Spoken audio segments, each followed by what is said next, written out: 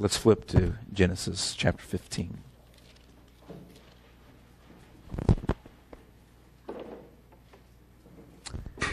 Genesis 15. 15.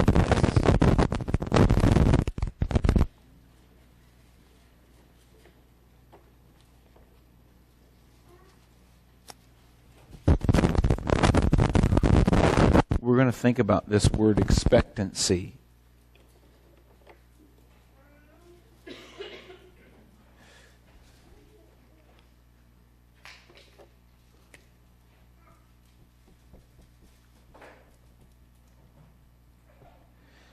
We're going to read a few passages here from the book of Genesis and think about this word expectancy.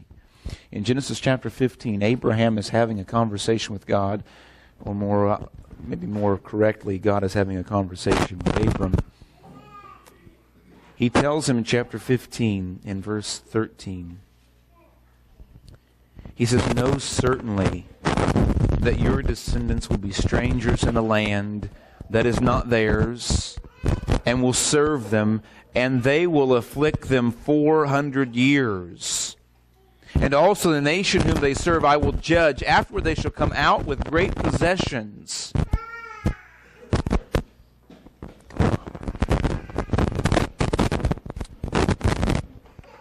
What is he telling them in verse 13? What is the promissory telling him? Your descendants will be strangers in a land. It's not theirs. They're going to serve them and be afflicted for 400 years. That's correct. He's giving Abraham a picture of what's going to happen hundreds of years later.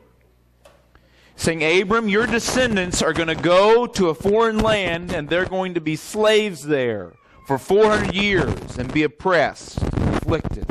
But then he promises them something in verse 14. And the promise he says, afterward, I'm going to bring them out with great possession. Now, I want you to see that this promise of being taken out of the Egypt bondage is something that is passed on from both Abraham to Jacob to Joseph. And I want you to see this. Flip in your Bibles if you would.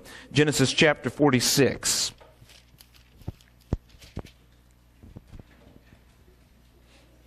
God is speaking to Jacob in Genesis 46 verse 4. I'll read verse 3 and verse 4. God is speaking. He says, I am God, verse 3, the God of your father. Do not fear to go down to Egypt, for I will make you a great nation there. I will go down with you to Egypt, and then what will I do? In verse 4, I will surely bring you up again. Reiterating the promise that he gave to Abraham. You're going to Egypt, but I'm going to bring you back out of it. So Jacob says this to Joseph. You flip over to chapter 48, verse 21. Chapter 48, verse 21. Israel, which is Jacob, says to Joseph, behold, I am dying, but God will be with you. And what will he do? He'll bring you back to the land of your fathers. Where is that land that he's referring to? It's a land flowing with milk and honey that we call Canaan. Jacob tells Joseph, hey, God's not going to forget you. He's going to bring you out. So look if you would at chapter 50, what does Joseph say as he's getting ready to pass? Joseph is getting ready to die, and he tells his family in verse 25, he took an oath from the children of Israel saying, God will surely visit you.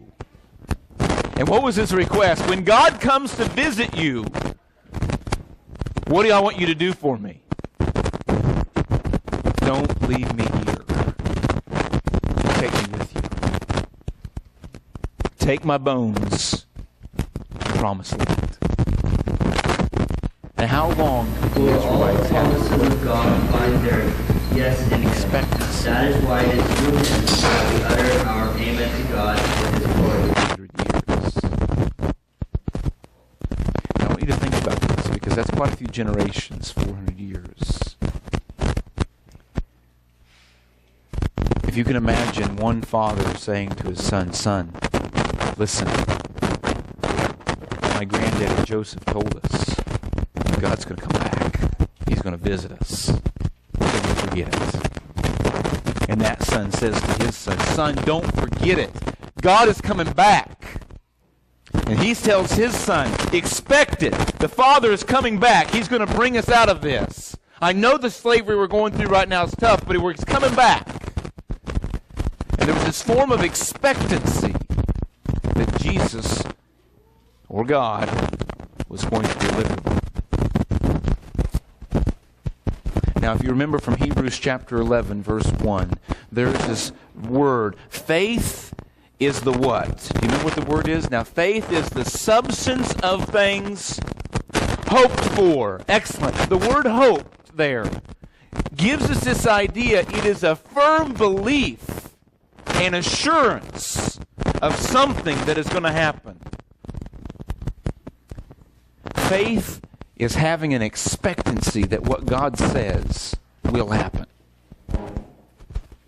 And I want us to remember that that's the faith that each of us should have, because it says in chapter 11, verse 6, without faith, without this expectancy, this hope, what is it impossible to do? It's impossible to please Him. If we don't have this hope and this expectancy, it is impossible to please Him.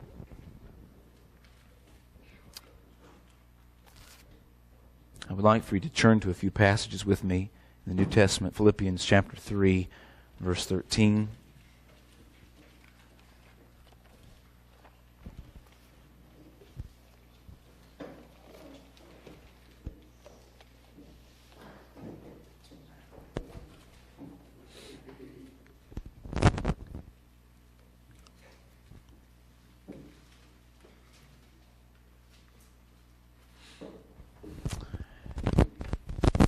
Once you get Philippians 3, would you also go to Hebrews chapter 11?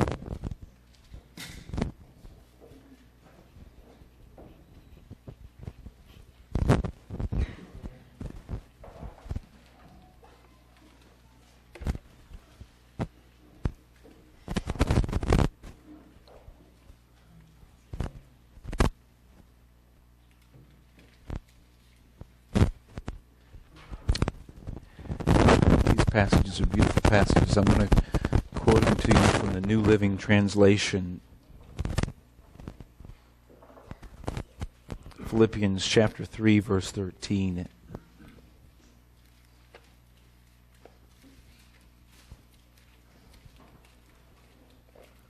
The first part talks about not counting myself to have apprehended, but one thing I do. I'll pick up there. Forgetting the past and looking forward to what lies ahead.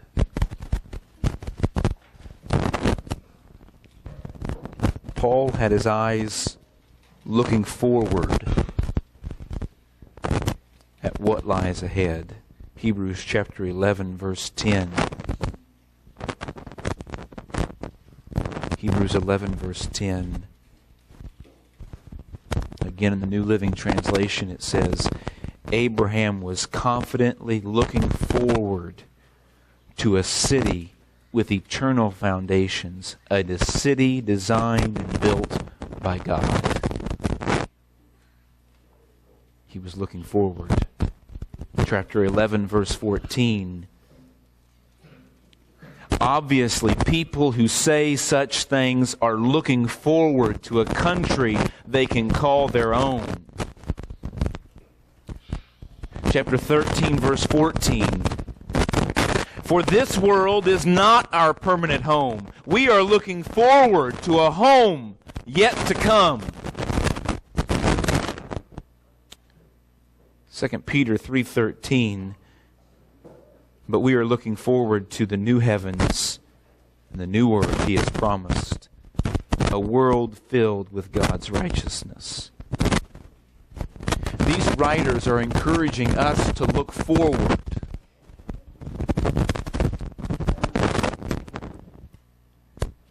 At the end of Hebrews, this beautiful passage reads of people that were stoned, in verse 37, people that were sawn in two, people that were tempted, people that were slain with the sword, people that were destitute, afflicted, people that were tormented, People that were mocked and scourged, put in chains and imprisoned. Tell me, how did these people make it through that? If you're in the midst of a beating, how do you make it through that? Looking forward.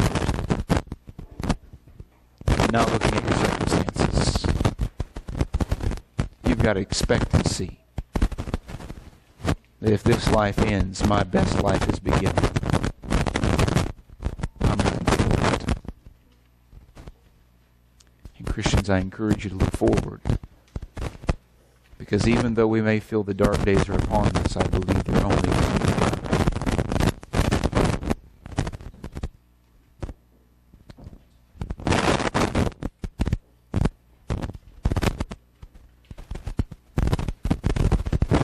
Is built on nothing less than Jesus' blood and righteousness.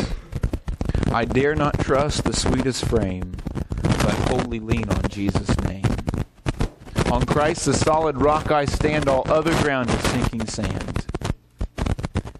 We must not have our faith in this world, but in Jesus Christ alone. It's the only thing that will sustain you. I'm going to show you back in Exodus chapter 3.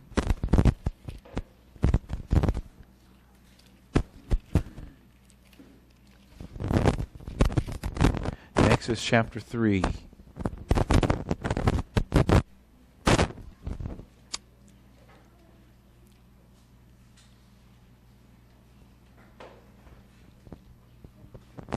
The deliverer had come.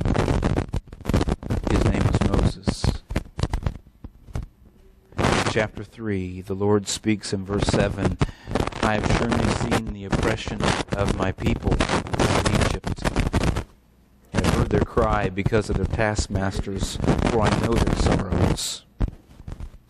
So I have come down to deliver them out of the hand of the Egyptians and to bring them up from that land to be a good and large land, to a land flowing with milk and honey, to the place of the Canaanites, the Hittites, the Amorites, the Perizzites, and the Hivites, and the Jebusites. Now therefore, behold, the cry of the children of Israel have come to me.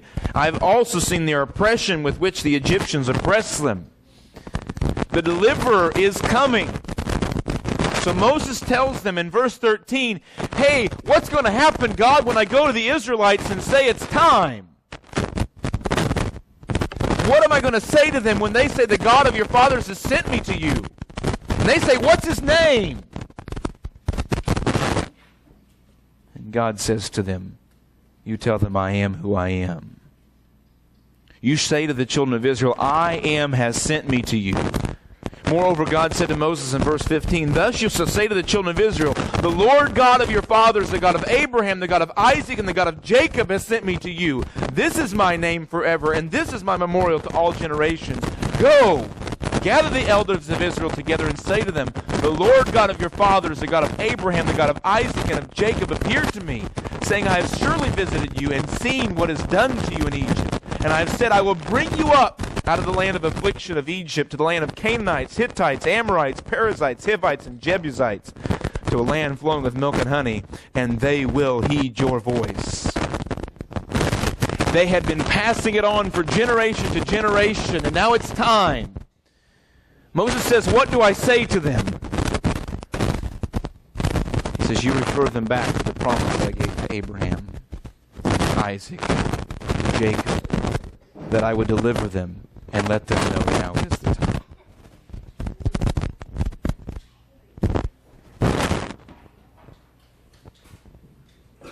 God had sent the deliverer.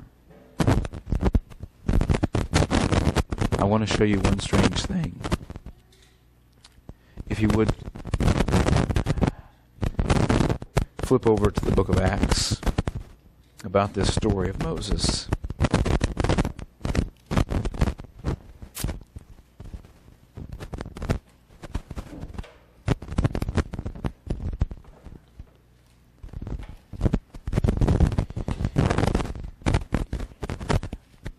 Just so you get a reference, this is Acts chapter 7. Stephen is preaching.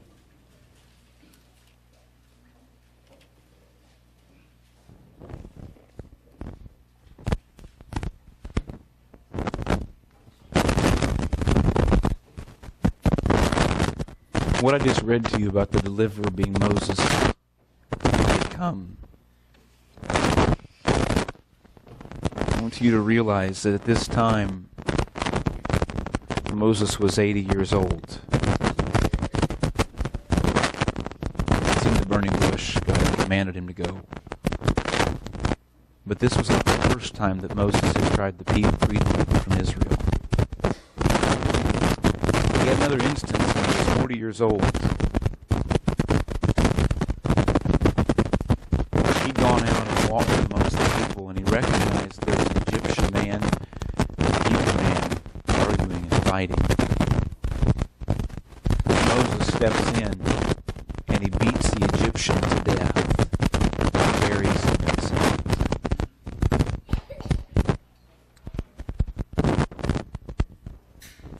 How did the Israelite respond when day 2, two Israelites were fighting, and Moses tries to separate them and say, guys, what are you doing fighting amongst yourselves? How did they respond to him? Who made you a judge and a ruler over us? He said to Moses. I want you to see, because the timing was not right, and the method in which Moses was trying to gain victory over something was not the method God had chosen. Look at this in Acts chapter 7.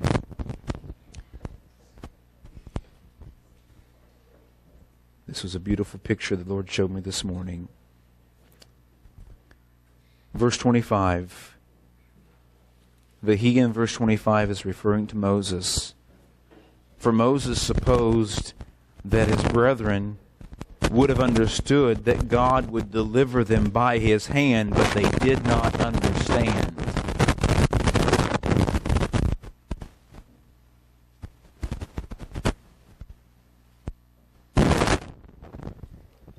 I want you to see the difference between that passage and what Deuteronomy tells us in chapter 26. I'll read it to you. Deuteronomy chapter 26 and verse 8. I'll read it. So the Lord brought us out of Egypt with a mighty hand and an outstretched arm. Whose hand was it that freed the Israelites from oppression? It was Moses' hand that was going to free them.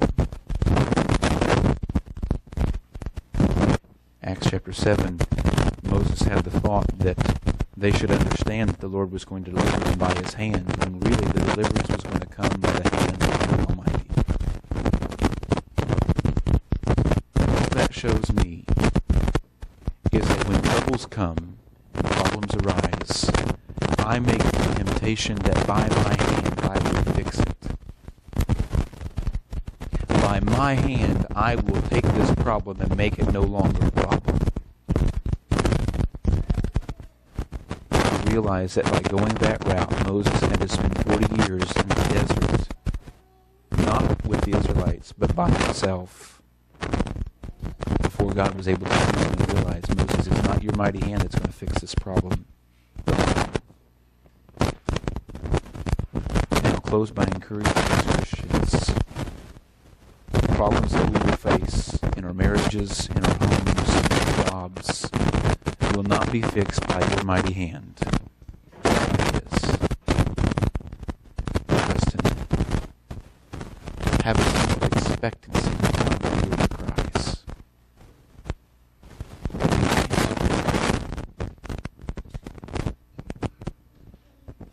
I believe it, as does my wife. That though we may struggle, God will answer our prayers. At the end of chapter 7, after sharing the story about Moses, Stephen says about Moses, in verse 37, this is that Moses who said to the children of Israel, the Lord your God will raise up for you a prophet like me from your brethren. Moses was the deliverer sent by God but he realized there was a greater deliverer to come. And how beautiful it was for those people that were waiting with expectancy to see the Savior come.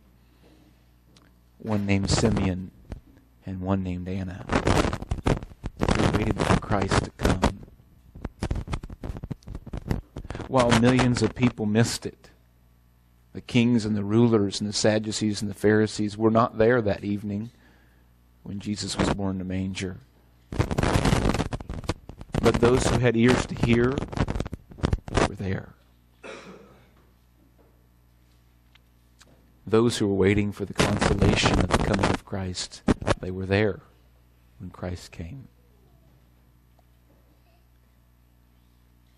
I want to encourage you, Christians, that though our road may seem rough, the path may seem tough to travel, hold on. Hold on. Don't lose faith.